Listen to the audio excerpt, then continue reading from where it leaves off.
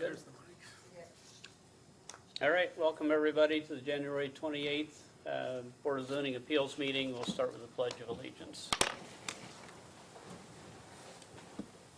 I pledge allegiance to the flag of the United States of America, to the republic for which it stands, one nation, under God, indivisible, with liberty and justice for all. All right, my name's John Merson, and on my far left is Nicole Shell, Executive Director. BC Henshin, member. Mallory Kerr, appearing on behalf of Bob Clutter. Sheldon Hutchins, member. all right, we do have a quorum tonight. Daniel Morrison and Jay Schaumburg were not able to attend, but we do have enough to conduct the meeting, and I want to especially welcome Nicole Shell, our new Executive Director.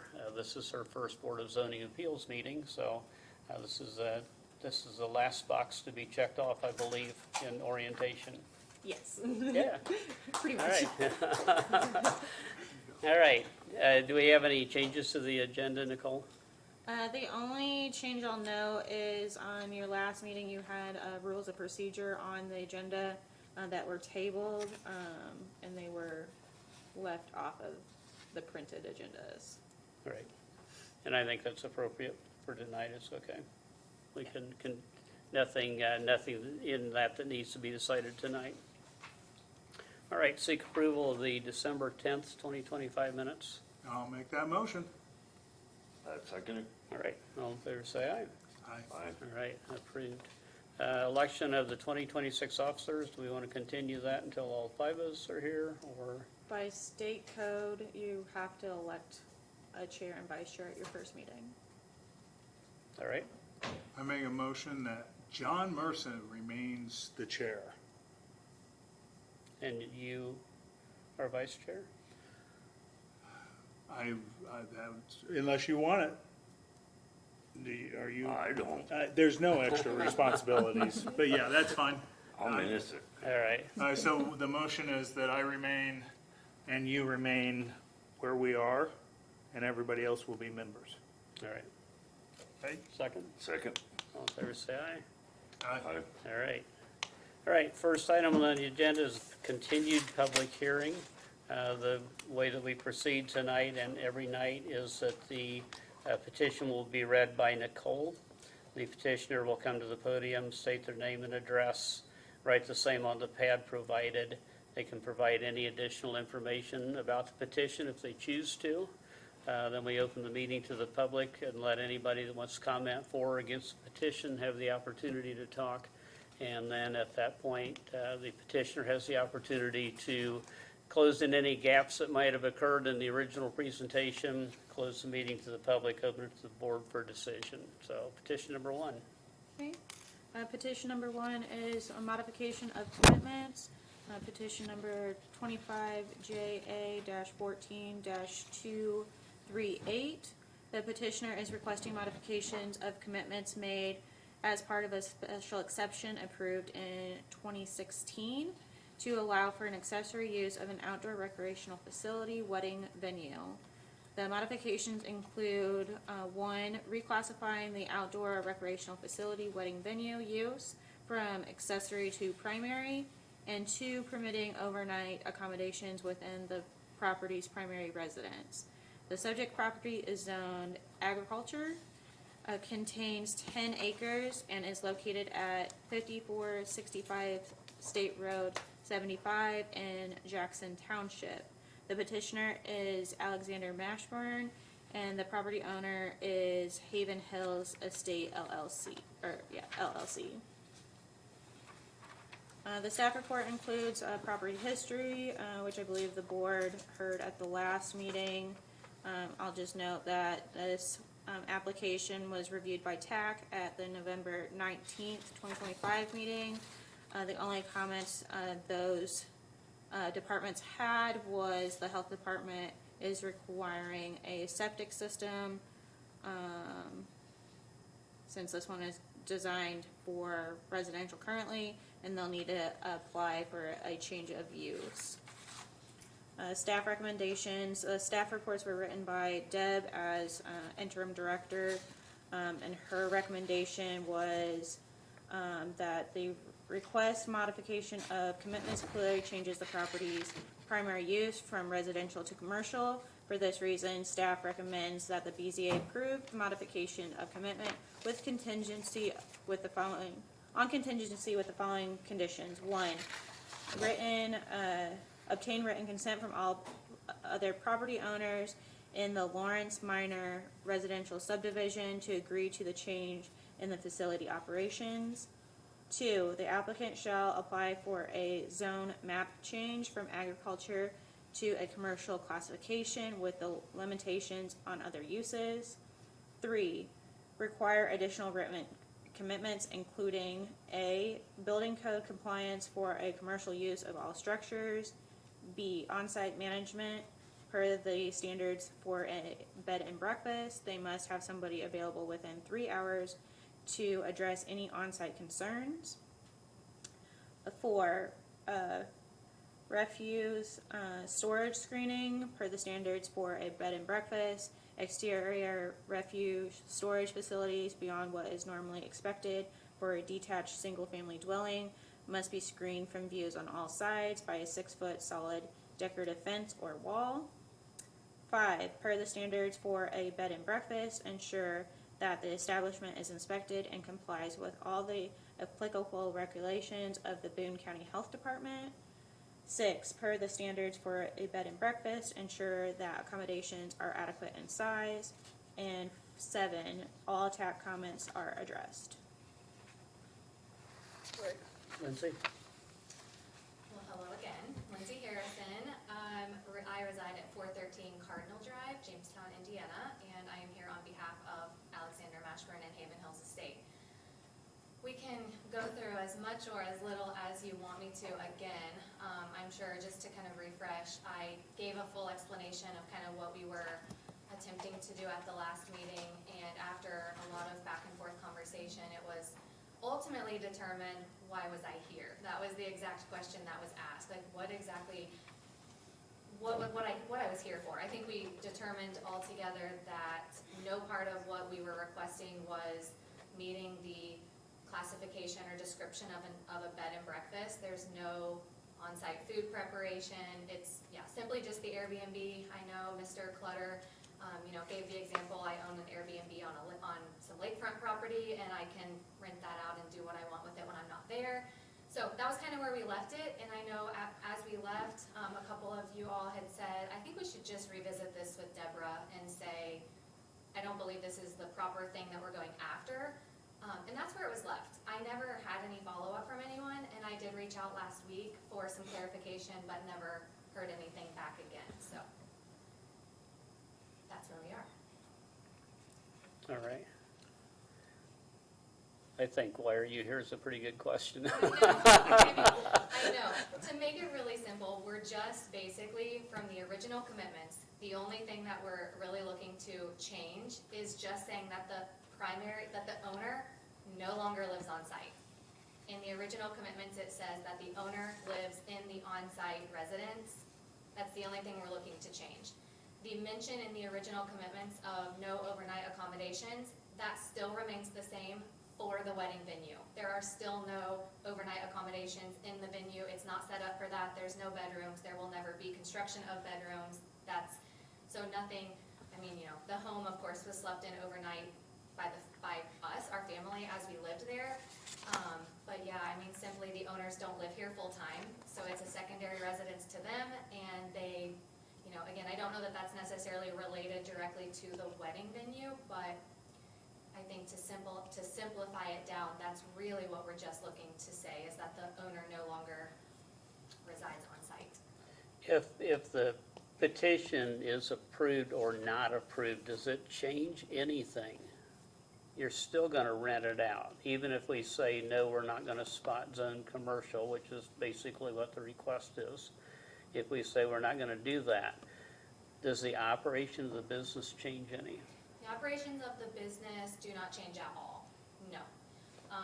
I guess they don't change at all, but I guess now that you say it that way, one of the things says that the barn on the property, which we are using as a wedding venue,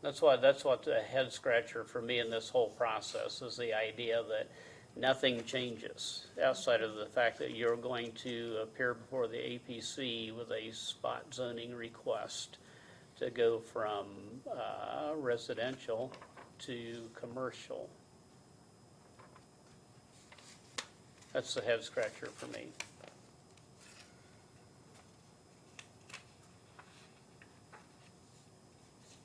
And the use is more commercial though. It very much is. And it kind of falls in a loophole because it's not really a bed and breakfast, but we don't have anything that gives us. So what's the advantage to having it zoned commercial for the county? Do we have more enforcement than we do as it's currently zoned? Hearing no one, I withdraw my question.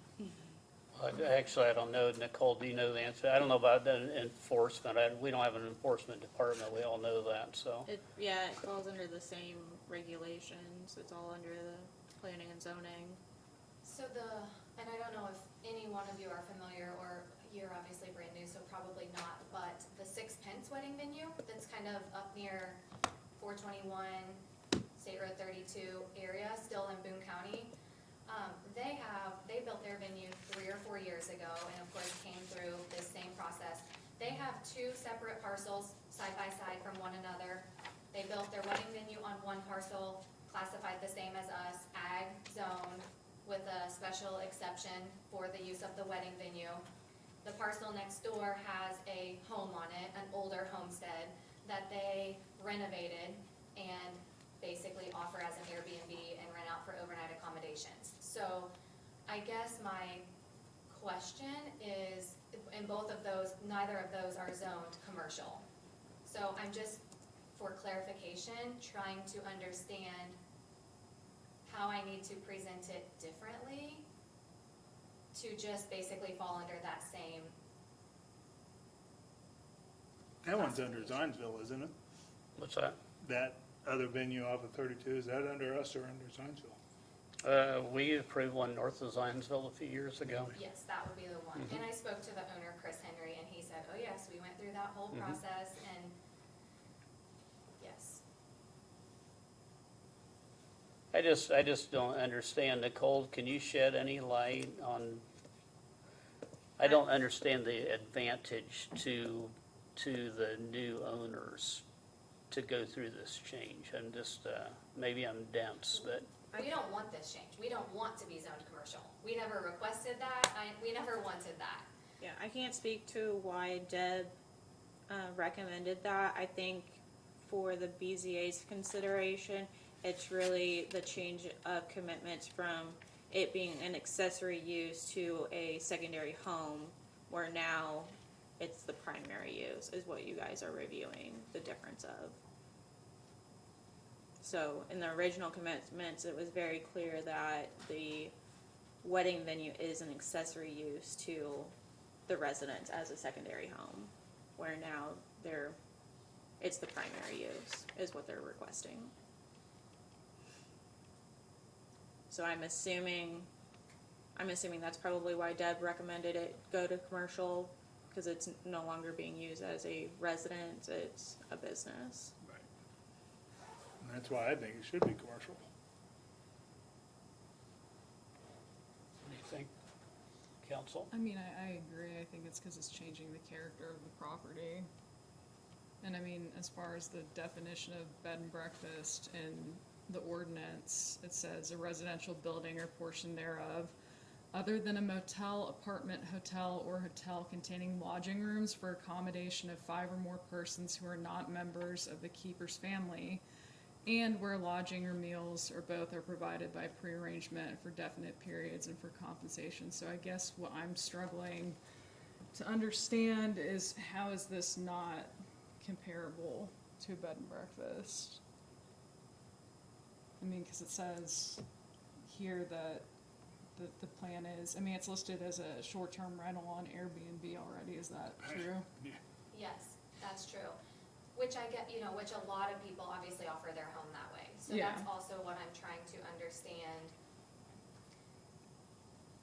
I mean, the only thing I have to compare to in Boone County specifically is the 6 fence. Nobody lives on site there. Like, the owner doesn't live anywhere close to that venue. I mean, doesn't live within 10 miles of that venue.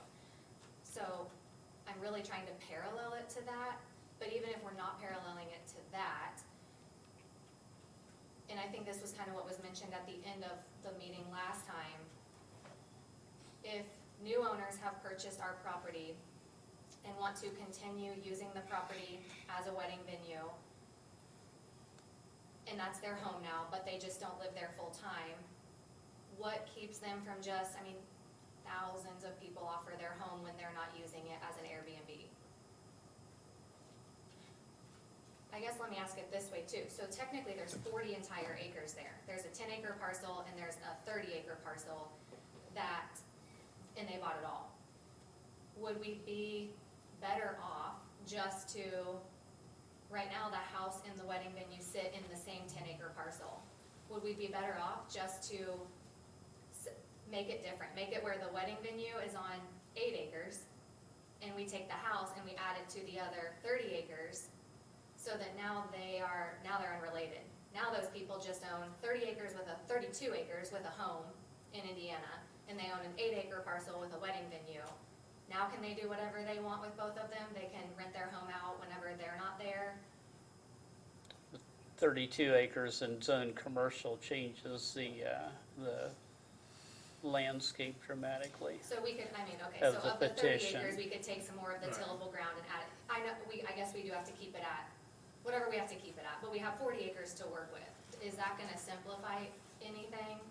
Because I think if I'm hearing correctly, what the problem, if that's the right word, is that the wedding venue is a commercial operation on the same property as the home. So if we separate those, do we alleviate some of these questions or concerns? Since not every person that operates an Airbnb or owns an Airbnb isn't going to their county seeking approval to, like, nobody does that. They just put them on Airbnb and they're not classified as bed and breakfast that way. Which brings us back to the original question, why are they seeking a change? Because it's not gonna change the operation at all. We just tried to do the right thing. Yeah. When they You should. purchased the property, they asked, like, what kind of approvals did you go through with your county? And I'm like, you know what, let me just get a copy of what we agreed to with our county, and so got that copy, shared that with them.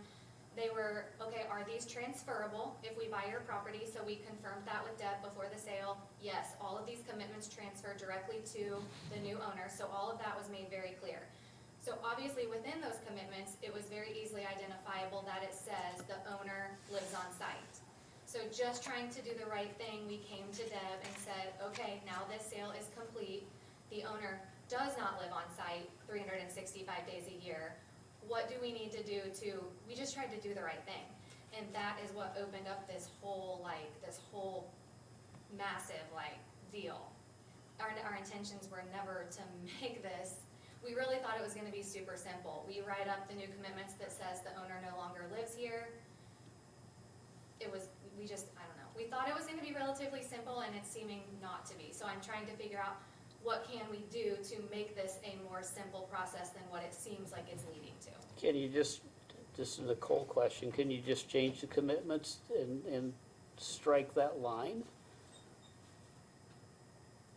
I think the board has the authority to do whatever they want with the commitments. So going back to your suggestion of splitting them off, it's still, regardless of what you do, you're making the wedding venue the primary use. So you're gonna have to amend the commitments regardless. So I don't think it's a question of the Airbnb at this point. It's the wedding venue becoming a primary use on whatever property. So, and council can correct me if I'm wrong, but the board has the authority to put whatever commitments they'd like or amend them as they see fit. Yeah, I believe that's pretty much correct. And again, my concern is when you're not in the picture. I mean, if if you part ways with them, they're now an out-of-state owner running, who knows what they'll do with the lodging at that point. So that's where I was, do we have any more or less authority, even though granted, we don't necessarily have anybody out there doing it, but if there were complaints and problems that occurred, does one give us more teeth than the other? That's great. So would it make sense that if we're tidying up our commitments and we're now specifying the original primary residence home is offered as a short-term Airbnb rental with these rules? I mean, we had to have rules when we sought approval to open a wedding venue. As far as music ends at this time, people are off the property. If we specified those and kind of tidied up the rules that belong with the home, so then in the sense, I'm not in the picture, a handful of years from now, I don't see that. But if that were the case, I understand your thinking. They are still obligated to abide by the same rules that I came here and sought on behalf of them. So if they're choosing to try to work outside of that, you have leverage to stand on and kind of still have governance over that. If this is approved, Nicole, does it go to the APC and in what form? Only if you require the zoning change does it go to the APC. I will say, in my experience at my previous position, the house rules is how we handled short-term rentals. We made them part of our commitments. That seems very reasonable. Well, and bed and breakfast has certain rules, right? As far as noise and all of that, isn't that in our bed and breakfast statutes? I have not reviewed that thoroughly, but I believe so. So can we just allow the bed and breakfast and not change anything else? Make a motion that we approve the use, approve the residence not being the primary use of the property, that the wedding venue is the primary use and the house is a bed and breakfast, and should abide by those rules. I mean, I think that you can if you want. Is there a reason why, though? Well, I mean, I guess it just sort of depends on your all's opinion of what, the character and nature of this entire situation, this property is. It's I mean, the nice, rules I mean, are- it's nicely run, you guys have done a Yeah. fantastic job with it, but you don't Yeah, I'll own it make a anymore. motion that you now. can't Yeah, That's the ever thing. leave. They don't own it yeah, anymore. for now, yeah. I That's, would love it if you did that, but, actually. if we can approve your petition, the head scratcher that it is, but it does not start you on a path towards a commercial zoning, which I would adamantly oppose, by the way. So our current commitments have a special exception to operate a wedding venue on an ag-zoned piece of property, correct? Okay, so that part is not changing. We're already zoned to be able to do that. You have a special exception for it, yeah. Yes, okay. Okay. I think approval or denial does not change your operation in any way, shape, or form that I can see. All right, so do we just not make a motion and let it die? I still think we need, the commitments, in my opinion, still do need tidied up. Which I guess was what we originally thought this would look like. And that she would give us a little guidance on, I see where you're going, this is what it needs to look like. Here, we need to change line number, 1 and 7, and this is how it needs to be worded. I guess I thought that's what we were going to get, and that we would kind of all sign off on that, and that it would still come and be approved. And we're more than willing to do that. That seems very reasonable. A bed and breakfast is allowed in ag with a development plan. Right. So there isn't a necessity to zone it to commercial Okay. for their operation to work. So would that just be that we make a motion to modify the original commitment to allow for a bed and breakfast? Is that the simplest?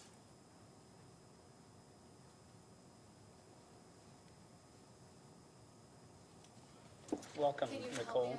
understand? Yeah, this is, No, you're fine. So the request is primarily to take commitment number 2, which is the accessory use of the property, is the outdoor recreation facility, wedding venue, and make it the primary use of the property.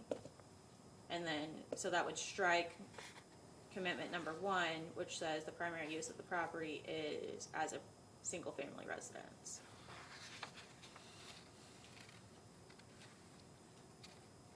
So the primary use of the property would then become the outdoor recreational facility, wedding venue, and a bed and breakfast Airbnb.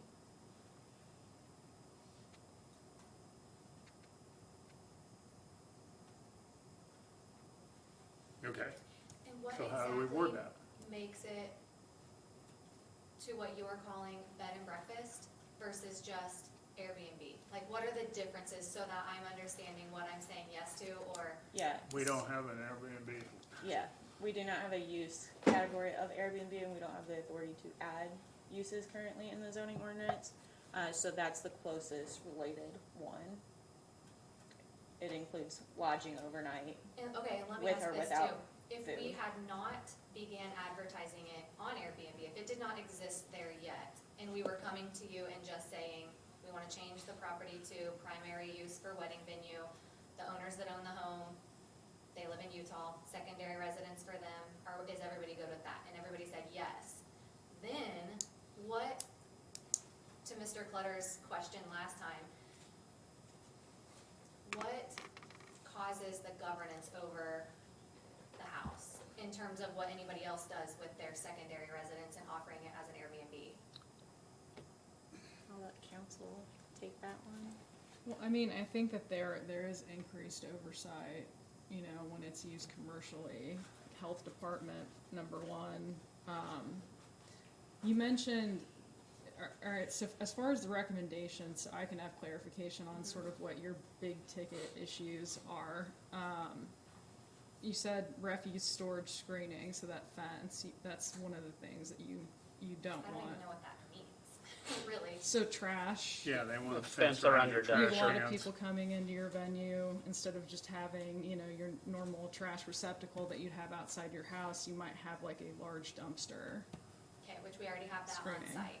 So the home has 2 garbage cans in the garage. When people are there 1 night, 2 nights, those sometimes, I mean, at max, there's 2 trash cans and we take them to the dumpster. Right, so you're covered on that. Okay, So what other recommendations were you hoping to like tidy up or get rid of? really just stating that the owner no longer lives on site.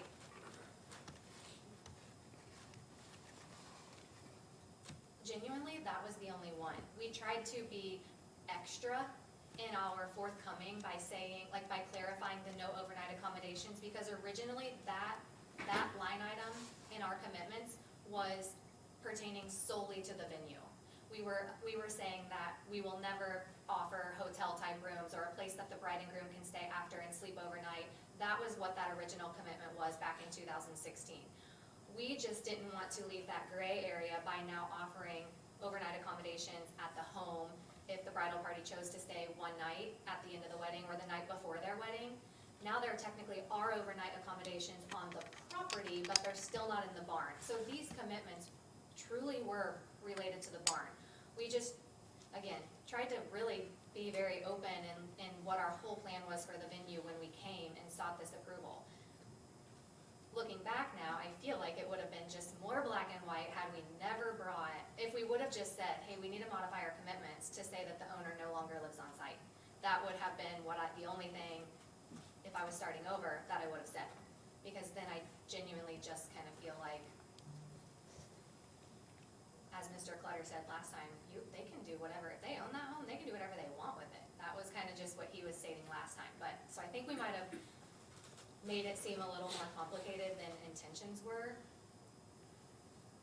It was also something about the bed and breakfast last time, I don't remember which one of you all kind of mentioned it, but there was something about the classification of a bed and breakfast talks about meals being prepared and paid for. We do none of that. It's just like your typical Airbnb home. The house, of course, has a kitchen, but they bring in their own groceries. If they're gonna grill out on the back patio, they do that on their own. We have nothing to do with literally anything. They put a code in when they get there, they go in, I mean, I'm sure you've all stayed at an Airbnb and you know what that looks like, but that is what it is.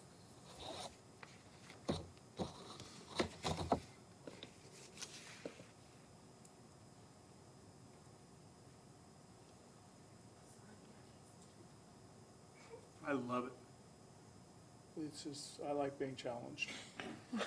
I'm looking to you, Mr. Chairman. I don't know what to do with it, to be honest with you. I mean, what you're doing now is not gonna change any, we can move to approve this, striking the recommendation of applying for a zone map change, but inserting the requirement that you, follow the, county guidelines, ordinances on a bed and breakfast establishment. And also acknowledge that the primary use of the property is a wedding venue with an accessory usage for what used to be the primary residence. Okay? Does that make sense? Can I you think read me so. one more time those commitments that go along with classifying it or asking us to abide by the same rules as a bed and breakfast? So the ones that that Deb noted on here was, just for the bed and breakfast part. On-site management, per the standards of a bed and breakfast, they must have somebody available within 3 hours to address any on-site concerns. Okay. The refuse storage screening, that's if it's outside, would have to be, screened on all sides by a 6-foot solid decorative fence or wall. So we would have to do that around our trash dumpster? No. 'cause No, that's this would at the be wedding only venue. for the bed and breakfast. Okay, if we had one for the, so we're just Yeah, for taking the that- Airbnb. Okay, okay. The Yeah. wedding venue can go right out in the front driveway. Right. Okay. Unless you, shielding. unless the board adds that as a commitment, related to that. And then, abide by all regulations through the Boone County Health Department for a bed and breakfast.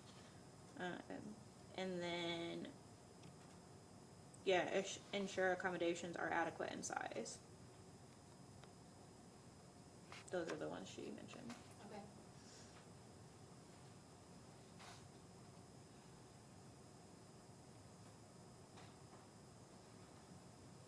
So really, it's just presented as is with the exception of removing the language in recommendation number 2. The commercial. Of commercial classification and recognizing that, does it ever say in here that we're just recognizing that the wedding venue is going to be the primary? To make sure we get this legally correct. Yeah, modifications include reclassifying the outdoor recreational facility use from accessory to primary and permitting overnight accommodations within the property's primary residence. So this says, so that it's zoned ag, which we know it is, but it says it contains 10 acres, and so that's gotta be tightened down. You sold 32 acres, but this is 10 acres, so how do we make sure that this commitment only applies to 10 acres or applies to all 32 acres? How do we do that? They are separate, like when you look at a map, they're separate. So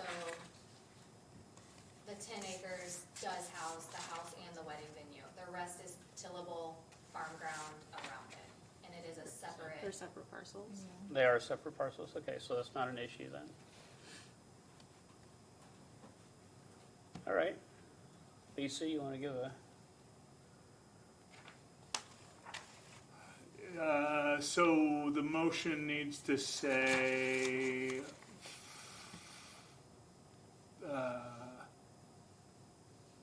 we don't wanna do number 2 of the recommendations because that's the changing the classification, so we're just going to do,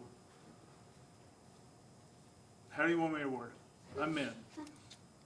I'm gonna say. We don't care about refuge, so, Move to approve petition 25GA-14-238 as presented, recognizing that the wedding venue will become the primary use on the 10-acre property. The existing residence will become a secondary usage, and eliminating the comment or recommendation number 2, which requested a commercial classification. well, we're not even talking about any of the other recommendations. So the motion just has to be, we acknowledge that it's that the wedding venue is going to be the primary usage. The residential house will be a bed and breakfast. And we're good with it. I mean, we're not really, again, we're not changing anything on this property by doing that. But is that what you want me to say? This is your No, all's you board. didn't. This is your all's board. I mean, the request is to make, yes, the primary use as a wedding venue, Right. outdoor recreational, instead of a dwelling. Allow for the Airbnb bed and breakfast. Believe John's point is to accept the staff recommendations and omit recommendation number 2, which is the commercial zoning request. Right, I mean, we can have 4 in there because it doesn't really apply to her.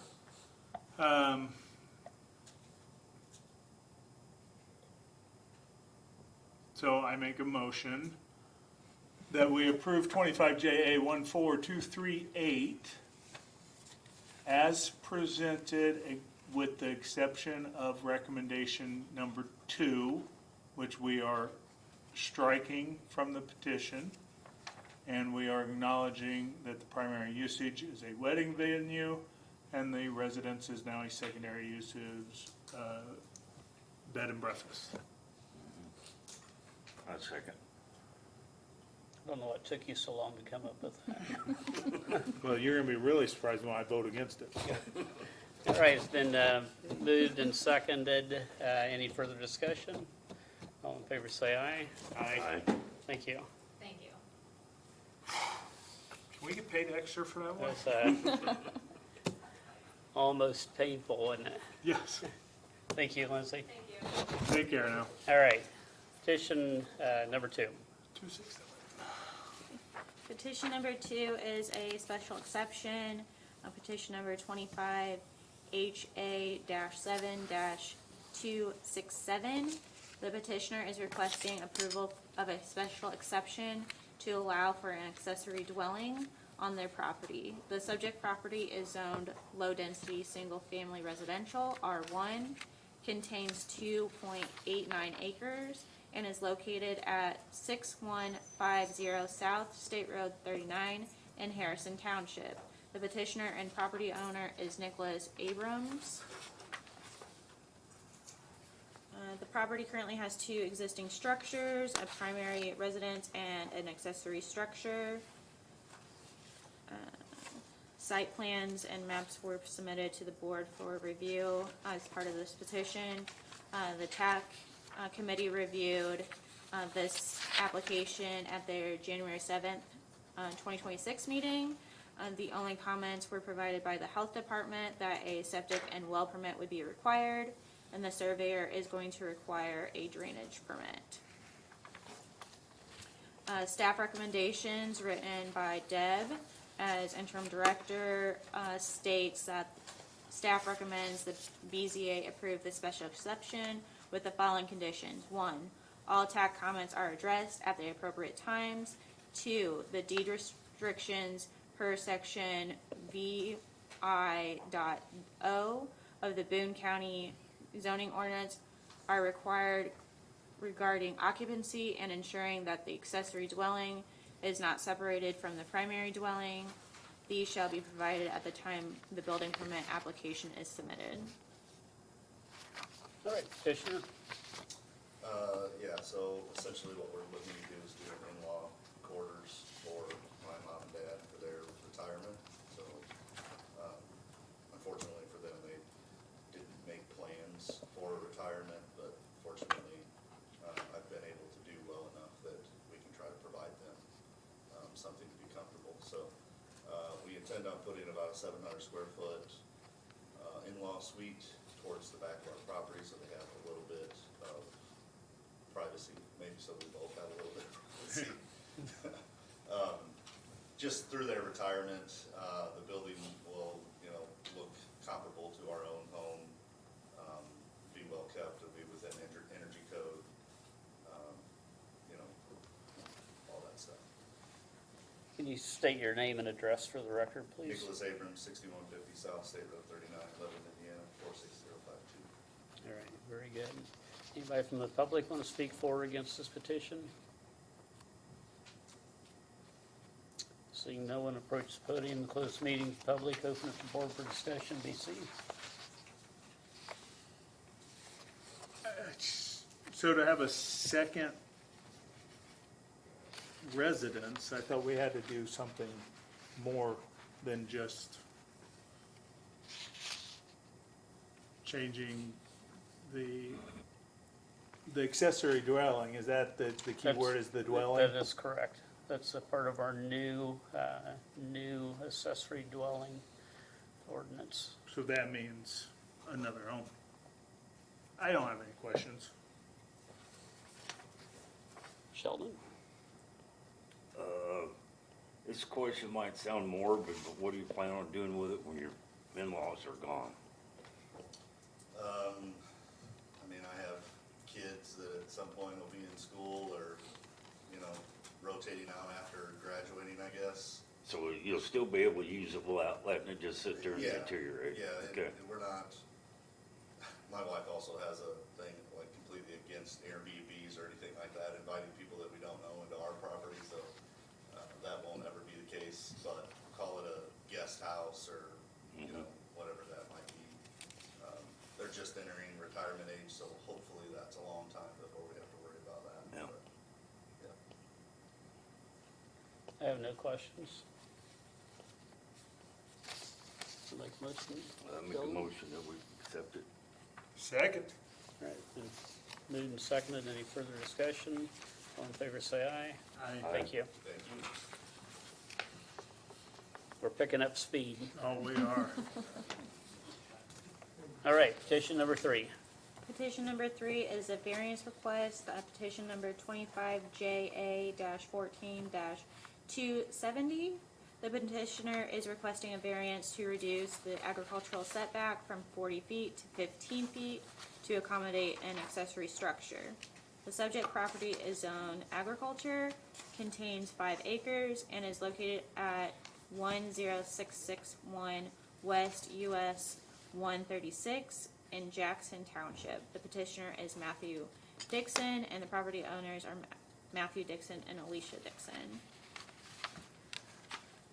The property currently has 2 existing structures, a primary residence and a barn.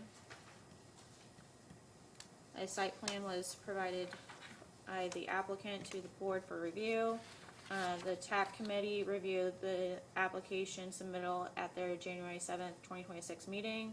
The only comments were from the surveyors that a drainage permit would be required. The staff recommendations written by Deb states staff recommends that the BZA approve the variance with the following conditions. 1, the TAC comments shall be addressed before the building permit is issued. 2, the buffer yard reduction shall only be applicable to the proposed accessory structure. All right, petitioner. My name is Matthew Dixon.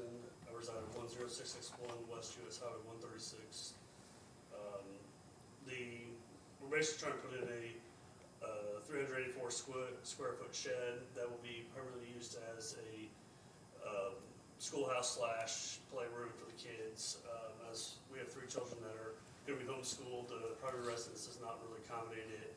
So this is a way of allowing us to give them an area to have schooling and play outside of the primary residence. Very good, interesting. All right. Is anybody here to speak for or against this petition? If it snows, do you make them have e-learning days? We my wife's not, she's gonna be the teacher, and she's not really a fan of the technology with so much of, as it is today, so we will just move into the house. Obviously with all of them being homeschool, we have a kitchen table that can accommodate during bad weather. I'm but just also- kidding you. Yeah, I got you. If they can't walk to that school, there's something wrong. Right, So. hey, mom went to school, we had a snow sleeper hill, we walked there, so. Yeah, that's right. All right. Makes me upright. You have a existing barn that is on the same setback, 15 Correct. feet. Correct, So that's the reason why we nothing, wanted where it's at, so that way we keep all of our buildings together. I have no further questions. I have no questions. I'll make a motion that we accept 25JA 14270 as presented. I accept. All in favor, say aye. Aye. Anybody opposed? All right, very good, thank you. Good luck. Thank you. Number 4. Petition number 4 is a special exception and variance with minor residential subdivision with petition number 25JA-7M-271. The petitioner is requesting approval of a special exception to allow a minor residential subdivision as well as a variance from the 3-to-1 lot depth to width ratio. The subject property is zoned agriculture, contains 114.5 acres, and is located at 10110 West, 300 South in Jackson Township. The petitioner is Roger Henry, and the property owners is Breeze Hill Farm LLC. A proposed site plan was presented to the board. The original tract was already divided into 2 lots, so they're wanting to further subdivide for 2 additional lots. The TAC committee reviewed this application at their January 7th, 2026 meeting and had the following comments. Health department, a septic and well permit will be required. A surveyor included several comments. Just to summarize, a drainage permit will be required. Plot plan done by a registered landscape surveyor or engineer will be required with that permit, and outlets for each lot will be needed in a drainage easement. Highway department noted that a driveway permit will be required. The staff recommendations as written by Deb state, staff recommends that the BZA approve the special exception and the variance, and that the APC approve the minor residential subdivision with the following conditions. 1, all TAC comments are addressed. All right, petitioner. I'm Roger Henry. I live at 3906 South State Road 75, Jamestown, Indiana. And this location that we're wanting to talk about is the family farm, west of Advance. Our son has, as long as he could talk, wanted to live and be on the farm. So our daughter bought the original house and barn, and our son wants to build there. So they picked a location that they like, and that's why we're here tonight. We have no issues with anything that TAC brought up. We're willing to do all of those things that need to be done. So I guess I'm here for questions. Fair enough. Anybody here to speak for or against this petition? Seeing no one. BC, got any questions? No. Sheldon? I looked a lot of this up this afternoon on the computer, and I have no questions. It's just that there was some words I needed to get a definition, and I found them. All right, fair enough. I have no questions. Make a motion that we approve 25JA 7M271 as presented. Second. It's been appropriately moved and seconded. All in favor say aye. Aye. build away. Thank you very much. Good luck, Kyle. Number 5. Petition number 5 is a variance with petition number 25JA-14-273. The petitioner is requesting a variance to reduce the side setbacks from 40 feet to 30 feet and reduce the rear setbacks from 40 feet to 20 feet for the purpose of constructing an accessory structure. The subject property is zoned agriculture, contains 3 acres, and is located at 11785 West, 600 South in Jackson Township. The petitioner and property owners are Kenneth R. and Donna W. Hudges. The existing property has one existing structure, a primary residence. A site plan was provided by the applicant. The TAC committee reviewed the application at their January 7th, 2026 meeting. The only comments provided was from the surveyor. A drainage permit would be required. The staff recommendations as written by Deb state the following. Staff recommends that the BZA approve the variance with the following conditions. 1, the TAC comments shall be addressed. 2, the buffer yard restriction shall only be in the vicinity of the accessory structure and shall not apply to the rest of the lot. We went really slow on the first petition, so you could make it here in time. Okay, thank you. Kenneth Hughes, 11785 West 600 South, New Ross, Indiana, 47968. Looking to build one day I call it a garage, the other day I call it a barn, but it'll never change. It'll be the size that I fill it out. Just it'll have lawnmower, ATV, maybe a car. Just don't have enough room in the garage that we have. All right, very good. Anybody here to speak for or against petition? Don't see anybody. Close meeting to the public. Open up the board. Sheldon? One question. Did you get written input from your neighbor? Behind us, or? You know, that one, I didn't get any written from anyone, no. because the only reason why I brought it up, because it was suggested in here, if they would like that you did have written input, and I just want to see if you got it.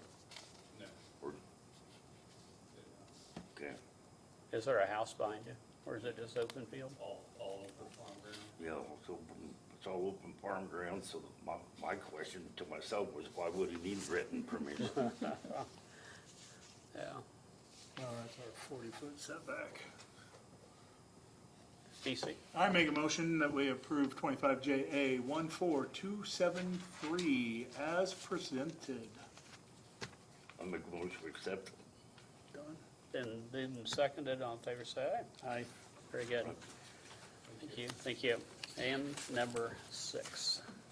The 6th petition is a petition for a special exception with variance and minor residential subdivision with petition number 25MA-7M-274.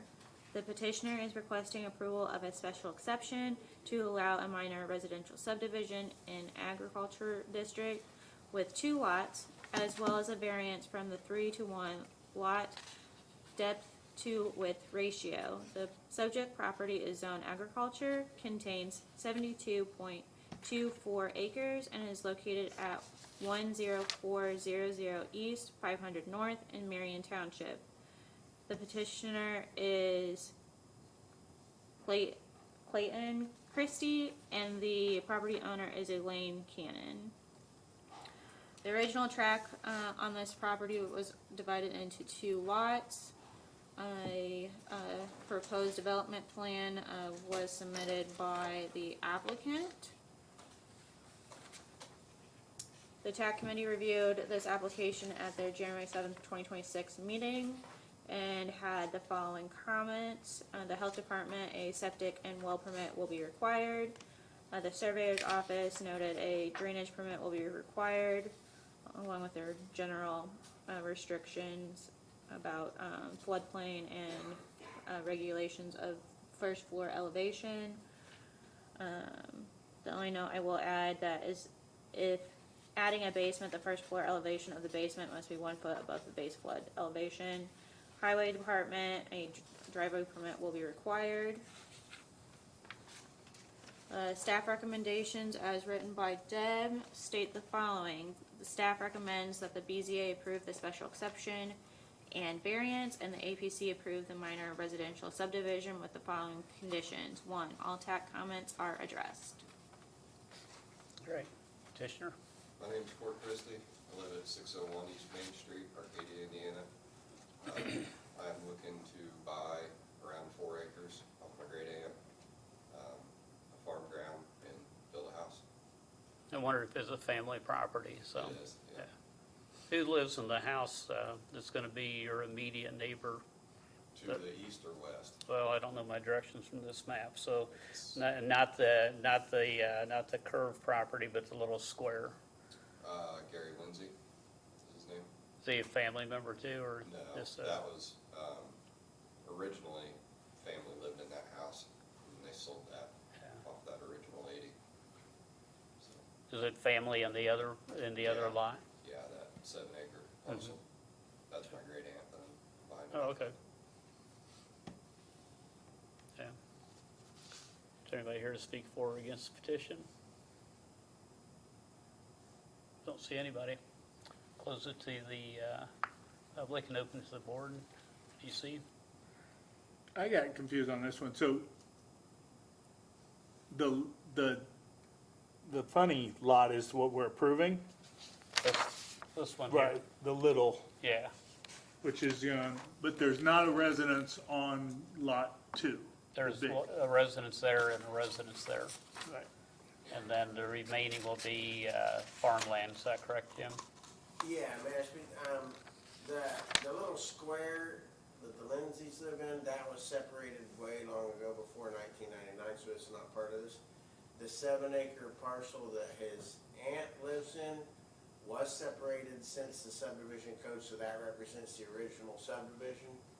So then we had to do a minor plat to create the 4 acre lot. Technically, they could have one One more more, lot, mhm. but they aren't asking for that. So lot 2 is just the farm ground because that's how you make us do it.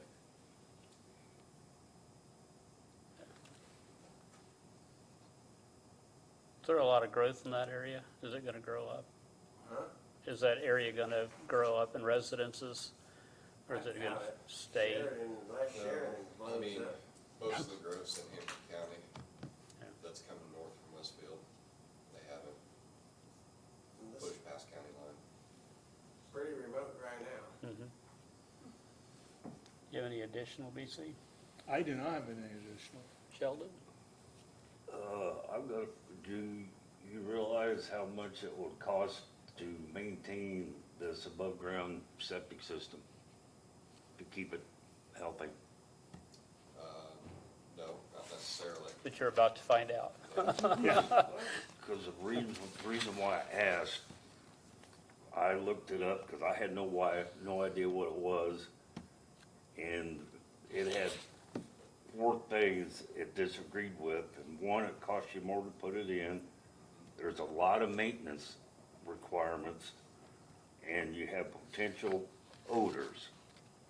Okay. So I was just wanting to specify that you. I think you're talking more about the old Presby system. He would probably do the ATL sand system. They've proven pretty durable, and I haven't heard about maintenance issues. Yeah, that's what this was, it says for above ground sand mound system is what it's called. And the smell, I guess he could do that Presby kind of system, but I have never heard of this ATL system, which isn't that old. I haven't heard anything about smell. They don't, the Presby systems have like a pipe that come out and vent it, Mhm. and these systems don't have that. They have some kind of little observation port.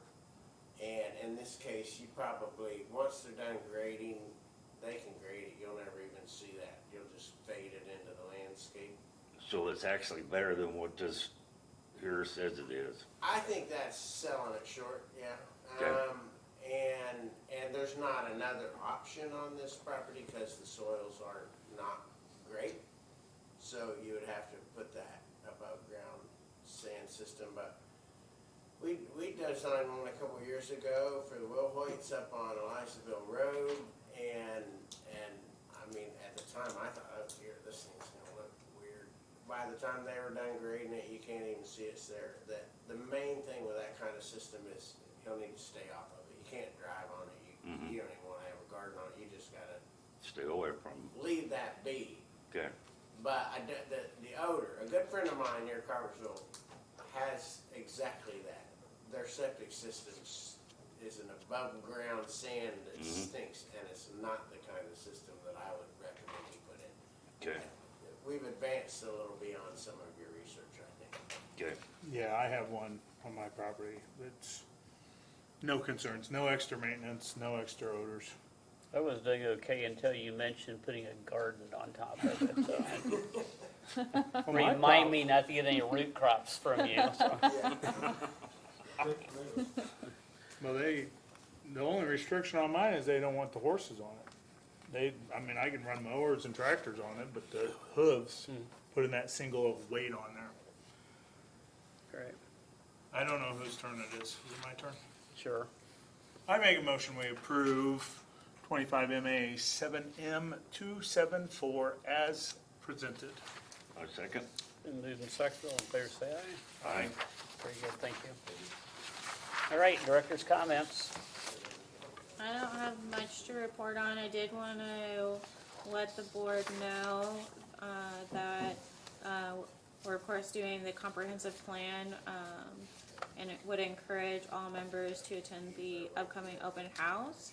It's scheduled for Wednesday, February 11th, from 6 to 8 p.m.